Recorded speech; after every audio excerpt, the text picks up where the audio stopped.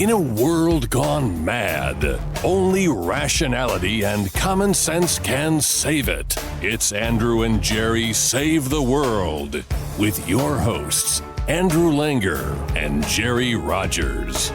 And now, here's Andrew and Jerry. Hey, welcome to another episode of Andrew and Jerry Save the World, episode 72.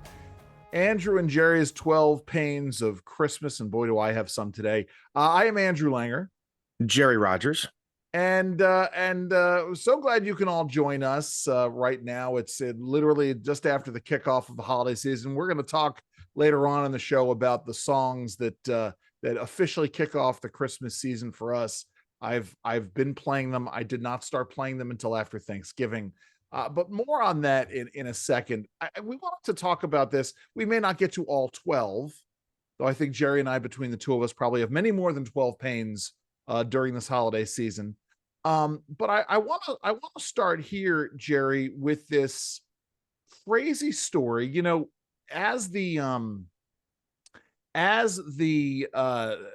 hostages supposedly start getting released, or as the ceasefire gets extended every once in a while, we're still seeing the craziness on the part of the left. I actually went to, Jerry, I don't know if I told you this, I went to a pro-Israel rally in Williamsburg on Saturday. Did I tell you about that?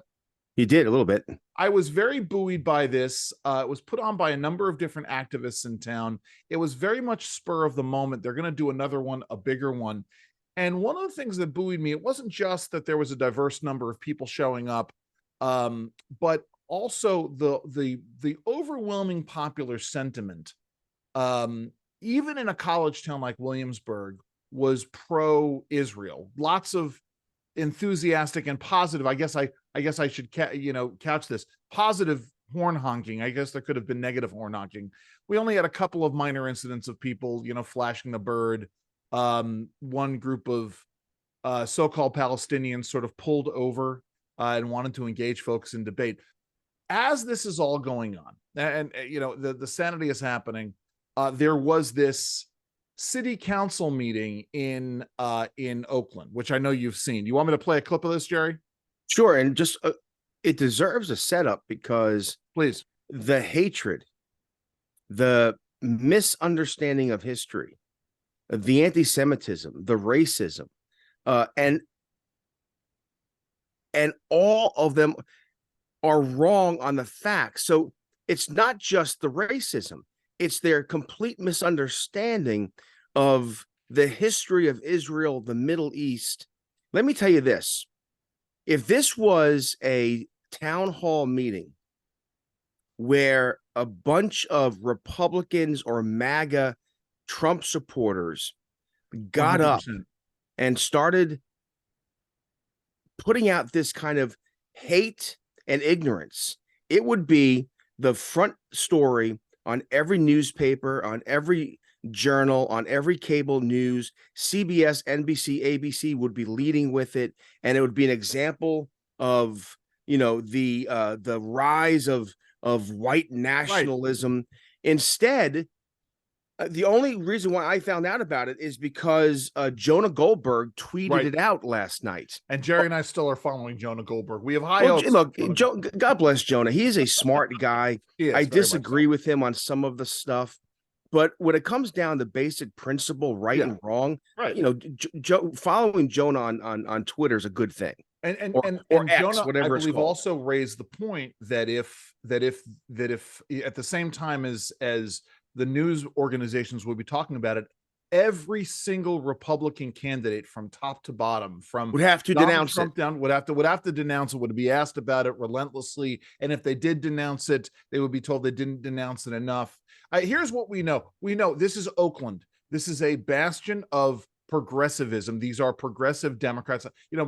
They are progressives. Let's not say that they're necessarily Democrats, though I would think that the Oakland City Council is probably all Democrats. But these are certainly progressive activists, leftist activists who are showing up at the city council meeting. Here's what they had to say. There's not been beheadings of babies and rapings. Israel murdered their own people on October 7th. Calling Hamas. Israel, this is the latest conspiracy theory out of the left. there is the semantics that the babies weren't beheaded, but if they were beheaded, it wasn't by Hamas, it was by Israel, which is just crazy. Here's the next one. Hamas, a terrorist organization, is ridiculous, racist, and plays into genocidal propaganda that is flooding our media and that we should be doing everything possible to combat. I support the right of Palestinians to resist occupation, including through Hamas, the armed wing of the unified Palestinian resistance. As an Arab, asking with this context to condemn Hamas is very anti-Arab racist. The notion that this was... By the way, Jerry, I wasn't aware that, well, listen, we've talked about Islamophobia here before, but I wasn't aware that Arabs were a separate race from everybody else. Well, of course they are. And this is why they are part of the intersectionality movement, diversity, equity, inclusion. You know, at the end of the day, hold on. My point, Jerry, is I know that according you're to the left, you're being a little flip, and I was trying to make a serious point. But no, it's also the serious point that according to the left, Jews can hide amongst their whiteness, right? So Jews aren't considered separate parts of the whole concept of white supremacy or white nationalism, despite the fact that white nationalists are anti-Semites. And anyway, I'm sorry. Go ahead. Well, I mean, again, this problem on the left of their racism and their hatred, it's all steeped, comes out of the DEI movement, the equity movement, number one. Number two, let's be honest about this. You know, everyone's so afraid to talk about race. The reason why we can hate Jews, the reason why you can march on college campuses in major cities, in the city hall and call for the destruction of Israel and Jews is because it's viewed by the left from this intersectionality, right? Where everything is oppressor versus the oppressed, and the Jews, for some reason, are now the oppressor. They are evil, and by any means necessary, you can destrory the Jews. That's what we're seeing. Listen, do you want me to continue with this or well, sure, but also hold on. I'll come back to this in a second. I want to remind our listeners, though, that this is what your children are being taught at university and in the public schools. This is diversity, equity, inclusion is what's being taught. It is the underpinning of America's public school system, which is why we have the rise of racial hatred on the progressive left. You know, it reminds me of something. Do you remember? I mean, you talk about this, and we've talked quite a bit about how this rise in anti-Semitism is the culmination of 50 years plus of progressive policy. And I want to circle back to the late 1980s in Brooklyn and the conflict then, and how the shades of this, right? Remember, there was a huge anti-Semitic sentiment amongst some of the more radical. Andrew, you know, we don't have to couch this as it's only the radicals. No, it was Al Sharpton, right? And it was the respected leaders of Harlem churches. And it was coming from the mainstream New York City. Jesse Jackson.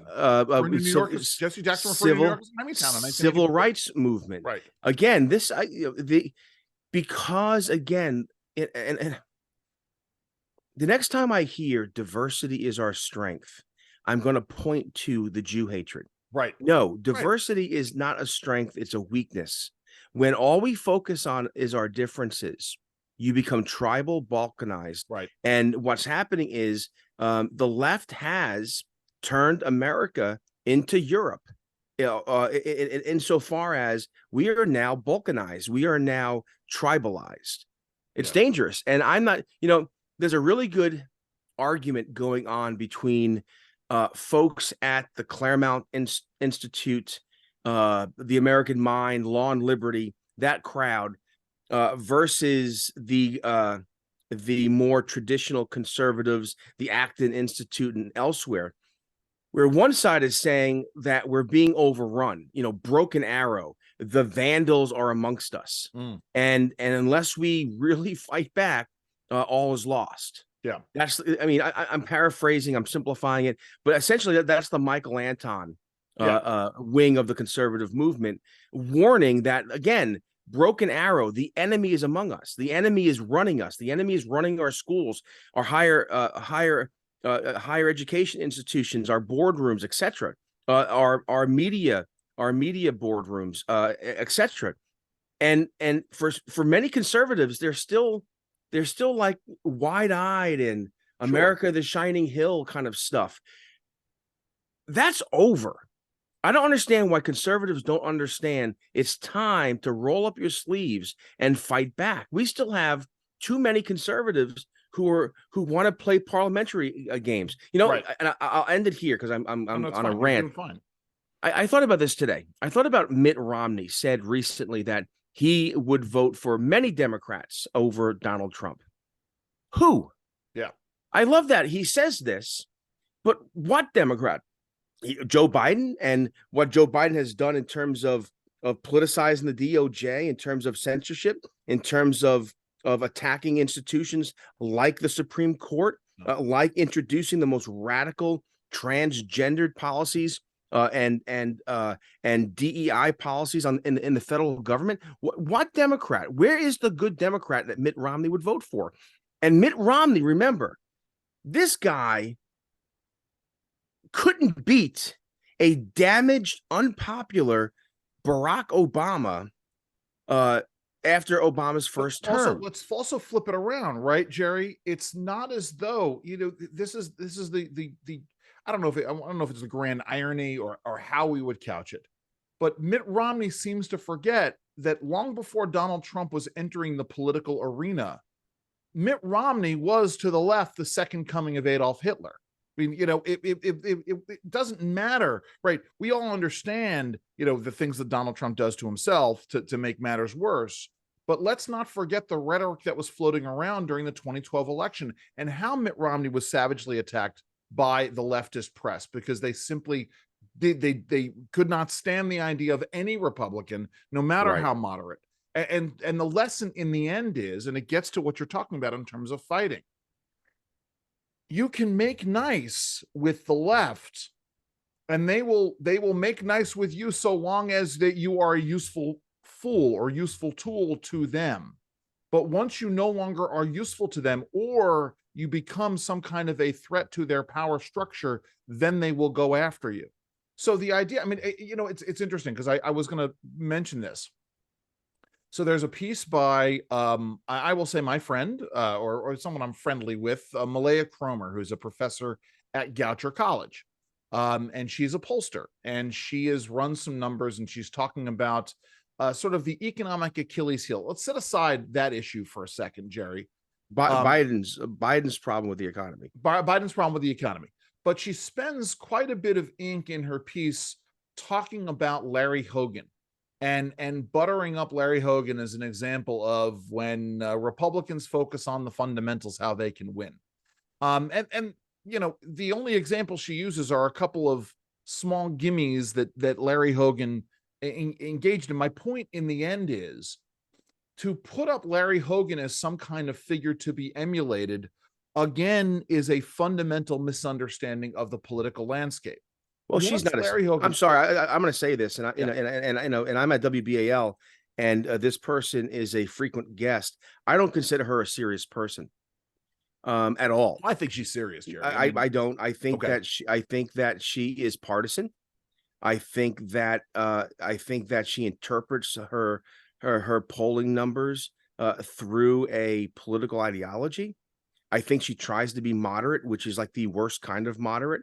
Be who you are. She pretends. I don't like pretenders. In my mind, she's a pretender. This I understand, but Jerry, in a realm of political scientists and political scientist pollsters who are hacks, I think Malaya Cromer stands out from the crowd. She is not. Now, I don't particularly think she's hacky, but if she is hacky, she is not as hacky as others. You don't think it's hacky to promote the republicanism of Larry Hogan?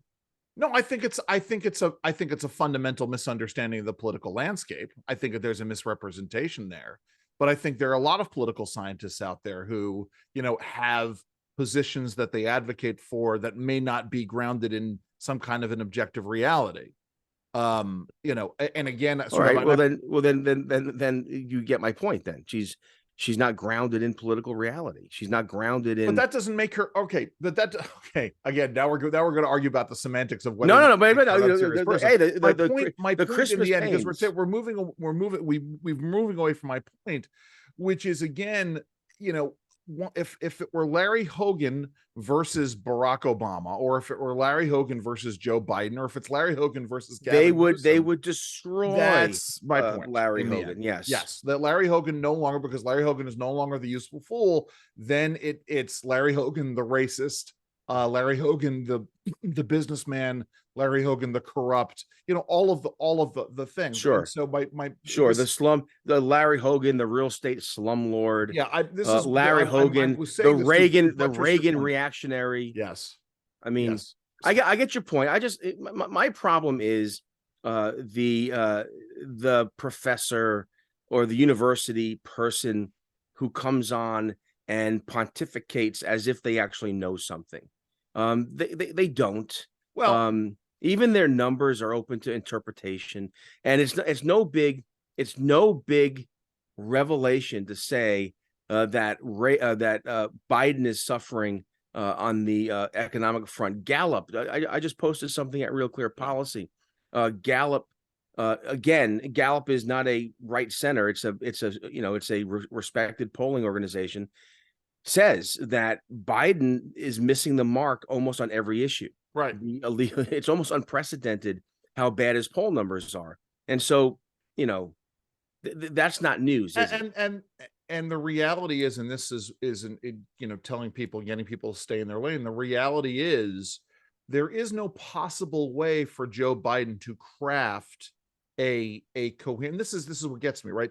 Malaya Cromer's area of expertise is polling, asking questions and looking at answers, and we can debate how she analyzes those answers and how she frames the questions. Sure. But the other part of this is recognizing what is happening and what the agenda of the administration is, and how it will never be what Malaya Cromer wants it to be, or even what Karine Jean-Pierre wants it to be in terms of how they're explaining things. And I'll give you a prime example. So right after Cromer's piece dropped into Politico, and I don't know if it was a reaction on the part of the Biden White House or the fact that Saturday was Small Business Saturday, but the Biden administration released a 3-part, Jerry, small business assistance plan, which, like every other Democrat assistance plan for small business, focuses on loans and focuses on loan guarantees, trying to put capital in the hands of these small businesses. But the problem, of course, is that $50 billion in additional capital, via this program, is dwarfed by the report that we just got from the National Association of Manufacturers, which confirms that the cost of regulation for these businesses, especially small businesses, is $3 trillion a year. 50 billion here, very small, 3 trillion over here. And then you add on top of that $3 trillion cost, regulatory costs, you add on top of that the breakdown of law and order in our cities. Of course. You add on top of that the crushing burden of property taxes. The small business owner, the small business person in America is, in my mind, undergoing a purposeful political attack. I think the Democrats don't want small businesses because they're independent, because they understand how the economy works and how public. Again, we talk about this often in Maryland and in Baltimore City. Why would you open up a small business in Baltimore City when it's unsafe, the public schools are failing, and the political establishment is corrupt? Right. So again, corruption, failed schools, public safety, and then on top of that, $3 trillion in regulatory burden. It's interesting because it was one of the most striking stories. I think I've told this on the air, back when I was working for NFIB. we had a member who told me a story about trying to open up a small business in DC. And it was a brilliant business model. I won't get into the specifics of the plan. It was a knockout of a business idea. And it took him 14 months from conceiving of the business to getting the doors open. And the first 11 and a half of those months, 12 and a half of those months were dealing with the red tape of Washington, D.C. Yeah. All the hoops he had to jump through to go and deal with these things. And then once he got all the paperwork done, it was a 6-week sprint to get the business opened up. And it was a smash. It was a working business. In fact, I don't know if it's still open. In fact, I had to reach out and see if it's still around. I suspect that DC's COVID restrictions, if it hadn't been killed before, the COVID restrictions might have killed it. Well, let me just add to that. Remember Cafe Mozart? Oh yeah, sure. Yeah, it's closed. Yeah, been closed now for some time. So I had a chance. That was a place that the one where you had to hide your face in the curtains because of somebody coming in? Oh, that's right. No, that was there was 2 German restaurants. That was the other German restaurant. Okay. But regardless, Cafe Mozart was the one. Cafe Amadeus was the one on the hill. Cafe Mozart was the one downtown. Got it. Yes. Yes. Anyway, Cafe Mozart, great potatoes. Go ahead. Well, the food was fantastic. Yeah. It was a great place to go, and also, for those who are of German ancestry, home style cooking and items from Germany. Anyway, I talked to its owner twice during COVID. We went in there once for dinner, and Erica and I were the only 2 people in the restaurant. Wow. And this is a place for our audience. This was a bustling, busy, It was. Can you get a table type place? And I asked him, I said, what's going on? He said, well, number one, he could not keep workers. He couldn't keep wait staff because it was better for them economically to be on the dole. to be unemployed. Yeah. Because of the crazy unemployment benefits being paid out during COVID. On top of that, he was forced to shut down, and then he had to reopen. He had to comply with like plexiglass rules and such things. My point is this: everything the government did in its COVID response, I say everything, I exaggerate slightly to make a point. Everything they did was wrong. Yes. Forcing restaurants to shut down was scientifically wrong. The restaurants were never a vector of spread. And it wasn't like we didn't know. Early on, there was studies, data coming out of New York that showed that the spread of COVID from restaurants was something like under 2% of the spread. Right. Anyway, but my point is, Cafe Mozart's now closed. It's not closed because people didn't like the food, the product, or the service. It's closed for one reason: the heavy hand of local and federal governments. And with that in mind, no small amount of irony goes with this clip the other day from C-SPAN. The Education Secretary, Miguel Cardonas, had this to say. We're here, follow-up calls with every governor we met with to make sure we're available. As I think it was President Reagan said, we're from the government. We're here to help. There are resources there. There's technical assistance. Jerry, I mean, now granted, he's the Education Secretary, but he doesn't know his history. He doesn't know his history. Doesn't know his social studies. So doesn't know current. Doesn't know. Well, it wouldn't be current events, but it would be political. Mainstream kind of political understanding. I have a follow-up question, the thesis I'm going to present in a second, but let me ask you this: Do you think he wrote this speech, or do you think some staffer wrote it? Well, of course, some 22 or 23-year-old staffer wrote the speech, of course. And he never. But he should have read it, and as he's reading it, he should have realized, oh, that's a mistake. Right. I mean, it really isn't. Let me ask you this, because we've been talking about fighting, and we've been talking about the shining city on the hill. Now, you and I have spent a lot of time talking about Donald Trump as the candidate. And the fact that this makes the election 2024 is going to be about Donald Trump. It's going to be about making Donald Trump as toxic as possible. It's going to be about Donald Trump trying to exact revenge and prove his critics wrong and all of those things. It's going to be about Donald Trump. So one would think, and here's my thesis that I want to present to you, Jerry. One would think that it would then behoove the Republicans to nominate someone other than Donald Trump, because it takes Donald Trump out of the equation. But does it matter? Does Donald Trump ever leave the equation? Is there any scenario, is there any candidate on the Republican side that makes the 2024 election about the damage that the Democrats have done and are doing? Or is it just always going to be about Donald Trump? And I would say not just in 2024, but 2026 and 2028. I mean, for a very long time, it's going to be about Donald Trump's legacy. Look, when you go back and look at what the left admitted to after the 2020 election, I'm thinking of specifically the Time magazine article that showed their strategy of big tech, big corporations, big media, Democrats working together, not just to defeat Trump, but to make him a pariah. Yeah. And that was their strategy, not just to defeat him, but to make him into the boogeyman. Now, let me just continue, please. Then you go forward and you hear about January 6th insurrection.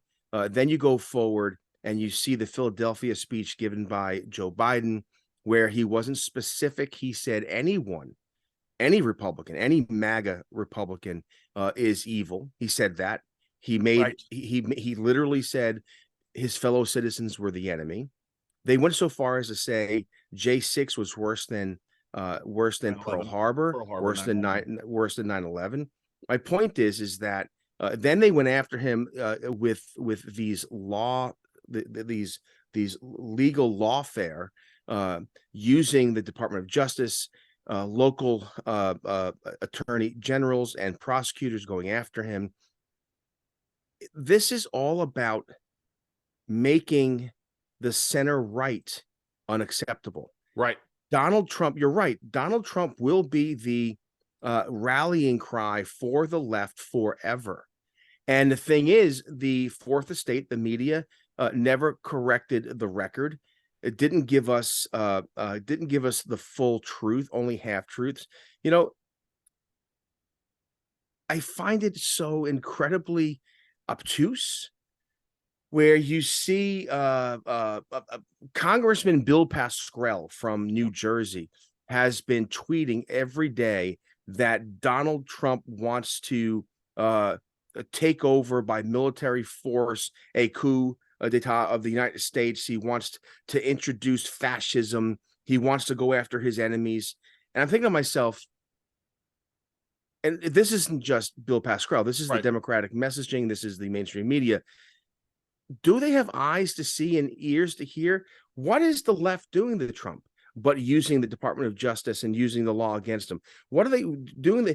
They're jailing. They are literally jailing their political opponents. Right. Look, J6, I can't stand it that we can't get wrap our minds around this. Our founding fathers were terrified of the mob, so much so that the Tea Party, those who participated in it actually paid for the tea that they threw overboard. My point is that January 6th was bad on its own merit. It was a mob attack on the Capitol. Now, there were some who were like, "Hey, what's going on? Hey, we can go in. Thank you very much, officer." Right. There was a lot of that, but there were some there who were in a mob mentality. Right. They should have been arrested and punished. But we've turned it into something that is like the ultimate propaganda. I think about Total Recall. Remember Total Recall? Oh, yeah. The original 1990. Yeah, not the Colin Farrell one. Right. And they of course they rig the video to show Schwarzenegger's character not saving the hostages, but killing the hostages. Yeah. That's the world we live in now, where they are literally creating events. And by the way, Nancy Pelosi's documentary creating daughter was at the Capitol on J6. I mean, again, there's so much weirdness around this event. But I say all of that. Sure. You are 100% right that politics forever will be about Donald Trump. We could be a new speaker. Mr. Speaker, do you condemn Donald Trump? Right. I'm sorry, Donald Trump has been, he passed away 20 years ago. Why am I condemning him today? You know, they've turned him. And this is my point, is that, you know, we had the darkest, I will say one of the darkest moments in American history was Watergate, right? You know, for a lot of reasons, and it was, well, okay. I mean, there are other presidents who'd been corrupt. There have been other corruption issues, but the point is, president resigning and stepping away, there was a light there in terms of the fact that it showed that the republic would endure. And you and I have talked about the republic. It also showed that Richard Nixon was honorable. Talk about manufactured crises. You know, I mean, you know, part of the reason why Nixon didn't take, and you know the history, part of the reason why Nixon didn't take any of it very seriously was because he knew that Johnson and Kennedy and others had done much worse. Right. But the fact is, the media hated Richard Nixon, and right. You know, but that's also not to say that Richard Nixon wasn't paranoid. And I certainly have other policy problems with the Richard Nixon administration. My point is, Nixon resigns in 1974. We endure 4 years of Jimmy Carter from 1976 to 1980. Jimmy Carter was, I would say, not quite as feckless as Joe Biden. I mean, they probably are in a race for each other, by the way. Safe home to Rosalind Carter. You know, out of respect for her and that family. But my point is that the 1980 election was about Carter's record. And it was about the hostages, of course, and it was about the economy. It was not about Richard Nixon. You know, what was it? 13 years later, when Republicans, no, I guess it was 15 years later, the 94 election, 95 session of Congress, you know, Newt Gingrich isn't getting asked about Richard Nixon, you know, when he takes on. Right. What is different about now? Is it the internet is forever? Is it that we now have an even greater advocacy press, that Watergate opened up the doors? Is it that Reagan was such an affront to the left, and Reagan's election was such an affront to the left, that and then what they did to Bill Clinton, that they feel that they have to relentlessly tar everyone with the brush, right? Not every Republican candidate in 1980 was tarred with the brush of Richard Nixon. Anyway, I think the answer is both simple and complicated. You know, you and I have made the point forever that the left projects. Yes, they are doing what they're accusing their opponents of doing. Well, certainly Pasquarelli is projecting when he talks about these things. I'm sorry, go ahead, Jerry. And so anyway, you know, it was the Clintons who popularized in politics the phrase "politics of personal destruction." Yeah. And all the while they were talking about the politics of personal destruction, Hillary Clinton was destroying their reputations and threatening women who had been raped or molested by her husband. Right. So, and you know, and then they warped speed. They warp sped it. Yes. Remember the they hit election, the gas pedal, Jerry. Remember the election of 96. Yeah. Everyone was talking about the newt that stole Christmas. Yeah. They personalized it. Newt Gingrich was the devil. And then while they were doing this, right, there were calls back then, you know, about do you condemn Nixon Reagan's use of the you know the Southern strategy. It's a very good point. And so the Democrats realized that politics is warfare, and they started to engage in real fighting, destroying people's lives and reputations. And while this is happening, right, the 60s, 70s into the 80s, you have the whole diversity, equity, inclusion, gender and racial identity politics makes the leap, right? The virus, it makes the leap from the university to the culture. And so you have these things happening at the same time, and that and then we have the Trump presidency. I'm sorry, the Obama presidency, and he just put into overdrive. Right. This man was what's the word? Machiavellian. He was going after people using Thanksgiving as a way megalomaniacal. Yes. Yeah, using Thanksgiving to separate families. He had the listening line to turn in people who were talking about all the rest of it. So I kept a running list. In fact, I can pull it up. I called it Slouching Towards Fascism. And it was a list of all of the things that the Obama administration was doing to go after their political opponents. Actually, some of it wasn't political opponents. Some of it was about the nationalization of, going after banks and going after the automobile industry. But there was Attack Watch, which was a website at which you could report your neighbors. There was the reporting the fishy emails situation. My favorite one, and I've said this on the air, those of you who are regular listeners know this is my favorite, using research monies for the National Cancer Institute, monies that were supposed to go and find a cure for cancer. The Obama administration dovetailed over to do research attacking the Tea Party movement, the major political opposition. And then the IRS targeting, of course. I mean, this was again. But I'm saying my favorite was using cancer monies to go after political opposition. But our point is, I think we're making the same point, which is we are. Is how did we get here? Well, it's been happening in plain sight the entire time. Yes. Yeah, and it's accelerated over time. I guess the overall point was not so much how did we get here, but how do we go back? What was it between 74 and 1980 that changed, that allowed? And I think we've covered that, very much so. Who said this? You might have mentioned I get the car. But no, someone mentioned that maybe what the GOP should look for. Our audience, you all know that Andrew and I have very serious issues with Donald Trump. Yeah. And so I'm not going to go into those. But, there is this argument that the left is not going to relent. Right. That the left is winning. Oh, yes. Going back to my my Broken Arrow scenario, they are within the compound. They are within, the enemy has broken our lines. So maybe it's just time to hold our nose, circle the wagons. The argument circle the wagons of a around very good friend Trump. Of ours, Jerry. Someone, I will say this much. I'll use a code. Someone who thinks Paul McCartney should be writing better songs. He put out this thesis, and it's a brilliant thesis. I'm sorry. Expound on it a little more. No, and again, the idea is if you're gonna lose with this guy anyway, you might as well try to win with him. Yeah, right.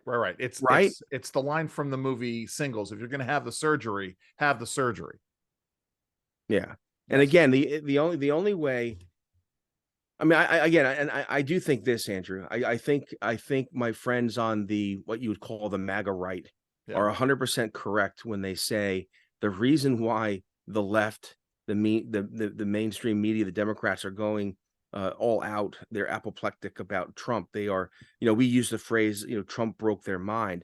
I'm beginning to think Trump didn't break their mind, but rather their minds are clear and they understand that Trump is so angry that he will take power and he will do unto others as they have done to him. Yeah. And they will, and we will see, I don't think this is necessarily a good thing, but I think everything we saw that the left do in terms of politicizing justice, in terms of using riots and civil unrest and chaos to its advantage, they're terrified.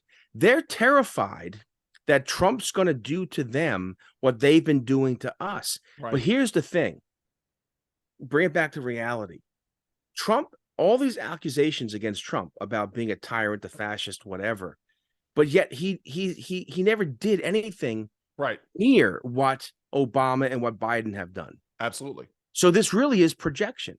100%. They're afraid. You can't, because they know if they were Trump, what they would do. Jerry, you can't be a fascist and at the same time shrink the size and scope of federal power. When you give the federal government less power, that is power that can't be abused. It's just that simple in the end. You know, it is. Anyway, we're facing. I am not looking forward to. This is the first time in a very long time that I'm not looking forward to the primary season. Which Well, we've been in it. I've been angry over it because I do think that the Republican Party, which is a private entity, ought to create rules so it gets the candidate it wants, and they haven't done that. This current chairperson is inept. Would be a kindness, would be a compliment.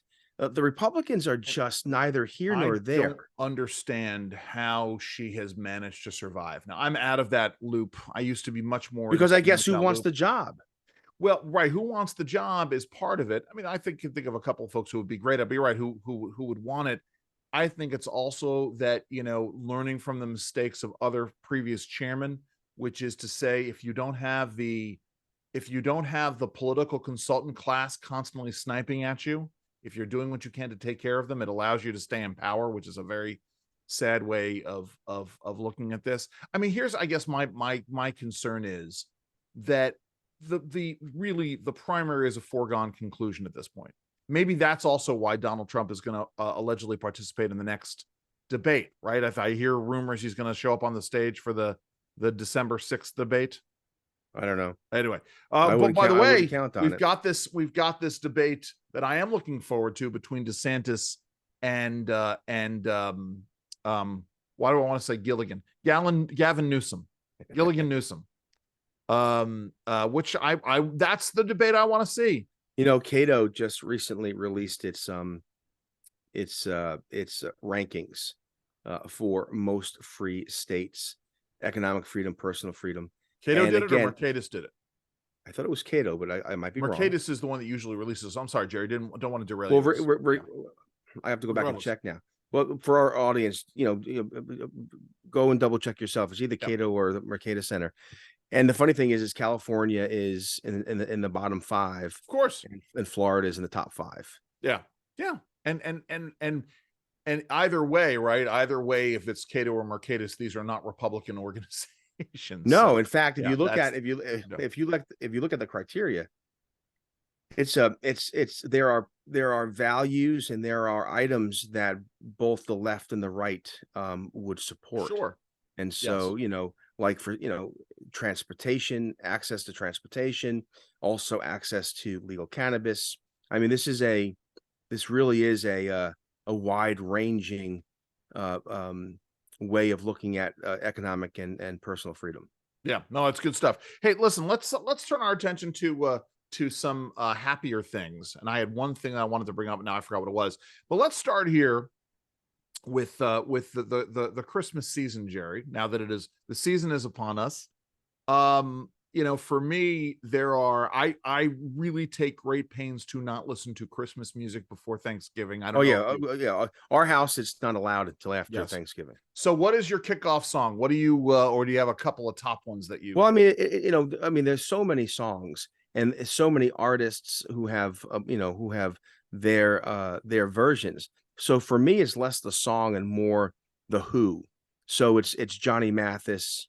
It's Elvis Presley, it's Dean Martin, it's Frank Sinatra, and then for the kids, especially for like Liam and Grace, it's Mariah Carey, and it's the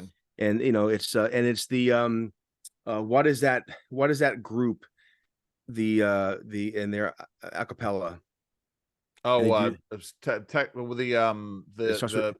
You know what I'm talking about. Tonic one, Technotonic or whatever it is. Something like that. And for that, and so for me, once I hear Frank Sinatra singing Sleigh Bells, or Elvis Presley doing Blue Christmas. For my wife, it's being the seminal Bing Crosby album. Oh my goodness, yes. So it's interesting. Yeah. So, but for me, it's Johnny Mathis, because when I was a kid, my mom and dad had, I'm sure your mom and dad had the same thing, had the stereo that was a piece of furniture. Oh yes. This huge thing that was up against the wall. And, part of it was where the records played, and then you kept all the records on the other half and everything else. And I knew it was Christmas time because my mom would take out Johnny Mathis Sure. and play the Johnny Mathis Christmas album. For us, it was the Bing Crosby Christmas album. Yeah, and for Erica, for my wife Erica, the same thing. So it's interesting. So for me, it's two songs. Father Christmas by the Kinks. That sort of kicks it off for me. Or Greg Lake's I Believe in Father Christmas, which I'd love. I love that song. Elsewhere in the household, for my brothers, you remember this one from Z100 growing up, Dominic the Donkey. Oh my goodness, yes. Dominic the Donkey kicks it off for my brothers. We played that one. For my older daughter, it's the 12 Pains of Christmas, which is a Bob Rivers parody song. It's in which there's a guy who does an Archie Bunker impression. Yeah. Which is always good. I mean, for us, we'll start watching the Nutcracker. We went to the tree lighting ceremony at the Williamsburg Inn on Friday. That was sort of the first major event of the season, and they were playing that. And I was talking to my folks because we used to go to the Nutcracker at the. Have you ever taken your family there? The Nutcracker, the New York City Ballet. Yes. In fact, my sister-in-law Monica danced for the New York City Ballet. Is that right? And we used to go see her in the Nutcracker. Oh, that's amazing. So she was the Princeton Ballet, also the Feld Ballet. Okay. So she would be in different companies, but every year, regardless of what company she was in, we'd go see the Nutcracker. Oh, there you go. My favorite Nutcracker story, though, and I'm interrupting you. No, go ahead, is please. Seeing the first time I saw the Nutcracker, she was dancing for the Princeton Ballet. Okay. And it was kind of a cold, snowy evening. Right. And we went down and we went to Princeton. And you've been to Princeton. I've been to Princeton. Picture Princeton at Christmas time. Sure, beautiful. It's just, and then we went to see the Nutcracker. And I just fell in love with it. Yeah, no, see, for us, it was one of those things where it was a chore. And, you didn't appreciate it when you're, 12, 13 years old, going to I didn't go as a kid. My mom and dad weren't, we went to see the tree. We went to see the tree at Rockefeller Plaza. And then we went to Tad's and nice. to have a little dinner. You remember Tad's? Yeah, sure. Tad's Steaks, of course. Yes. Big red sign. Yeah, I remember that. But yeah, so we would go, but it was years later. So I love it. We've taken the kids back once. We're talking about going up to New York after the holiday for a couple of days. Find out, is there a local company? And go support. Well, there is. So it's funny because Abby, when she was in choir, there's a choral piece in it, and she went and sang with the choir down at Christopher Newport College, which is a college near us. Yeah. Damn it, Jerry, there was something else I wanted to talk about. So one thing also, just real quick. So when I was a kid, my friend Anthony Shiro, his mom was a Rockette. One nice thing about living in or near New York was you lived near and among New Yorkers. Yes. Anyway, and so she was a Rockette. And I remember when we were little, we'd go I was little. I was the oldest, so I wasn't that little, but maybe I was more teenager. But we used to go see the Christmas Spectacular every year. Oh yeah. So I've never been to that. With the Rockettes and everything. Never been to the Rockettes. That was always a big deal. That was expensive for my parents, So let me ask you this. Did you wind up going to see the Hunger Games movie on Friday? No, my children did. Okay. They thought it was fantastic. I want to see it. I've been ill, as you know. I've had a hard time the last week or so. Thanksgiving night and then Friday we binge watched all 4 of the Hunger Games. So we watched those last week in anticipation of my kids going to see it. But here's my question. There's a greater point here, which is COVID broke the movie industry, or broke not the movie industry per se, but going to the movies broke the concept of the theater. It's not like it was. It's one of the, because there are a bunch of movies out there that normally I would be out there seeing. The new Paul Giamatti movie. Yes. We would have gone to see the Marvels. We would have gone to see the new Hunger Games movie. There's another one coming out in the next couple of weeks that we would ordinarily go see, and no interest whatsoever. It's like, well, remember this too. Yeah. Remember when we were younger, going to the movie really meant going to a palace, a real theater. I mean, I remember when I remember being little, we went to go see Murder by Death. Remember Nancy Walker? great movie, yes. Yeah. Great Anyway, Nancy Walker, we went to go see that at the RKO, like on Fordham Road, and you walk in, it's this grand lobby, and there's red carpeting and these massive steps. It was like you were in the Vanderbilt mansion. It was, so for us, for something like that, it was going to see, I saw Battlestar Galactica. I don't remember the two-part first episode of Battlestar Galactica was a feature movie. I did not know that. At the Lowe's on 86th Street. My dad took me there. No, but all right, and I get your point. Sometime in the 70s and into the 80s, the movie theater became more utilitarian. Yes, the movie land on Central Avenue. Right, but that being said, even then there was a huge screen. Right.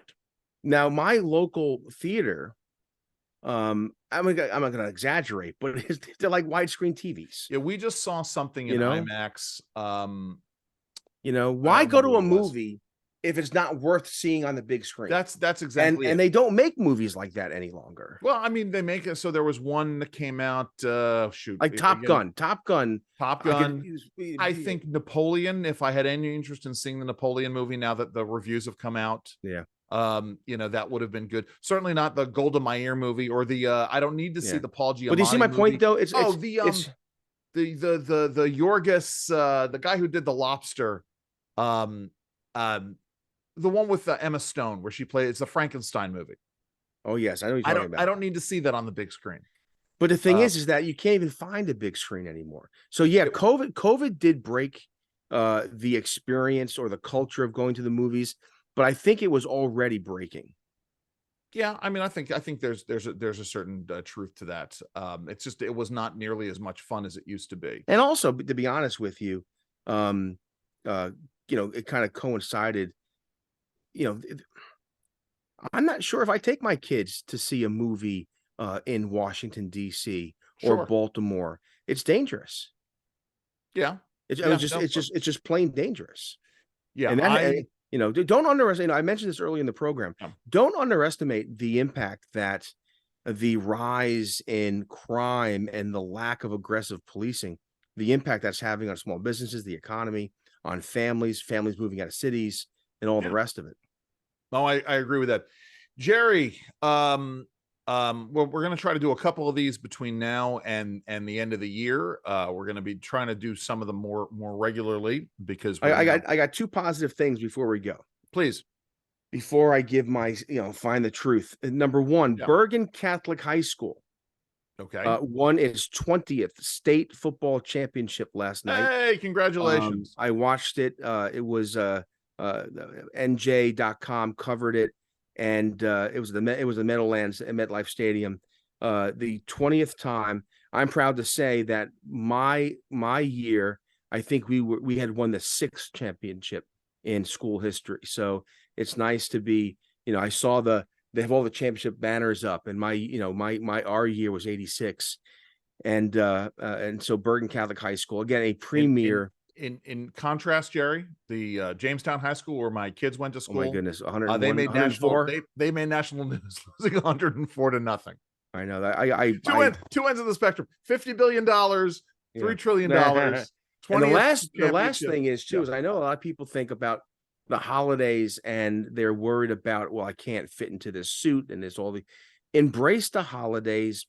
I get stressed out. I love Thanksgiving because it really is low key. It's a meal, it's faith, it's family, it's football, it's conversations, it's family coming together. There's not a lot of pressure in terms of the family budget. Jerry, I got you. I just want to let you know, I got you a new suit. It's a red velvet suit. It's got this amazing white collar around it. It comes with a matching. It comes with a matching hat. No, I'm only joking. And I've been a big bag, but I've been thinking about this a lot lately, and I'm thinking about, there are things we can do to stay healthy during this time, and for a lot of people, the financial pressure of Christmas. I love baby Jesus. I love the story of Christmas, but it gets lost with all of the financial worries. So I'm going to try to. I actually wrote it down. I'm calling it I'm calling it the Christmas 8. All right. 8 things I'm going to do 30 days, the 30 days of Christmas. Sure. I'm going to try to eat a high protein diet. Good. I'm going to drink lots of water. Good. I'm going to pray. Good. Read. Excellent. I'm going to either meditate or do scriptural devotions. All right. I'm going to try to avoid sugar. I'm not gonna totally avoid it, because if my wife makes a beautiful pie for Christmas, I'll eat it. But avoid sugar, or maybe more broadly, avoid processed foods. I'm going to exercise daily, and I already know how to do this, but I think everyone should learn how to fight. And I'm going to teach Liam. I'm going to teach Liam some really good moves this Christmas season on how to fight and protect himself. I'm going to follow, Jerry. I'm going to follow the Elvis TCB oath. Are you familiar with the TCB oath? Taking care of business, baby. Yeah, TCB. But are you familiar with the oath? What is the oath? The oath. By the way, it's so funny you say that. Can you see this here? No, I can't, because it gets hidden in the. Does it say TCB? Yeah, it does. It's my Elvis pin. All right, the TCB oath for the members of the Memphis Mafia, Jerry. Yeah. More self-respect, more respect for fellow man, respect for fellow students and instructors, respect for all styles and techniques. This is karate. Yes. Well, no, it's not all karate. Body conditioning, mental conditioning, meditation for calming and stilling of the mind and body. Sharpen your skills, increase mental awareness for all those that might choose a new outlook and personal philosophy. Freedom from constipation. You're not serious. I swear to God, I'm serious. You're not serious. I am. TCB technique, all techniques into one, applying all techniques into one. And then you say Elvis Presley 8th, because he was he had an 8th level black belt. Freedom from constipation, Jerry. I think that should be a 9 on your list. Yeah, I don't really have that issue, so we're all right. Oh, anyway. my word. All right, Jerry. Yo, so what's your schedule like? You on Sunday doing anything? Oh, yes. I'm on Sunday. I'm on several days in December. I have a lot of recording to do for the Business of America podcast. So yeah, I'll be doing a lot of recording over the next. You've got a couple of episodes on that need to drop, right? Yeah, I got a couple episodes, and then I have some big ones coming up. I have from Balotopia.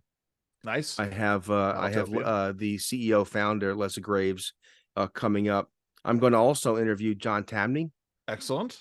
From Real Clear Markets, and a host of others. We have a really good lineup of guests for the Business of America, and of course the Jerry Rogers Show, Sunday 7 to 10 on WBAL. I say this and I mean it, and it might have started out as a joke, but then again, many a truth was said in jest. My Sunday show is the most important Sunday news show in the country on Sunday. You got to go WBAL. I will not dispute that. Go check out the app. Go download it. The podcast is up. I'm telling you, we're talking about things that no one will talk about. Similar to the I take the Andrew and Jerry podcast, Save the World podcast.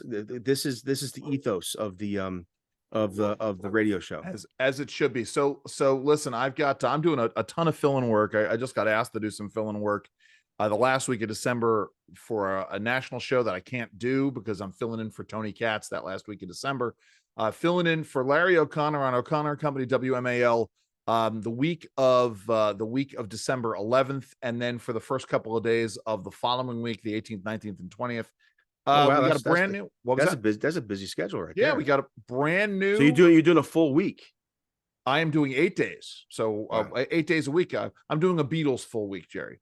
All right. So I'm doing I'm doing BAL weekdays. I think like the 18th and the 19th. Okay. And that sort of thing. But I'm not going to do 5 days in a row. No. I'm all in for this. Then we got a brand new episode of the Lunch Hour with Federal Newswire. Interviewing this week Rob Gordon, expert on property rights. We talk about the weaponization of the Endangered Species Act. That's a good one. You're going to want to go in. Oh, he's not the guy from Wall Street Gecko? No, not Robert Gordon Gecko. Though I saw anyway. I went down that rabbit hole over the weekend. And then we're launching a new podcast, Swamp Secrets. Exposing Regulatory Dark Matter. That hopefully is premiering this week. We've recorded the first episode, going to record another episode of that this week. That'll be on the CPAC platform. In fact, we want to thank the good folks at CPAC because they are also helping to promote Andrew and Jerry Save the World. Jerry, what do you want folks to do? It's becoming more and more difficult, but find the truth, plant your feet, stand firm. Have a great week, everybody. Have fun, and please stay safe.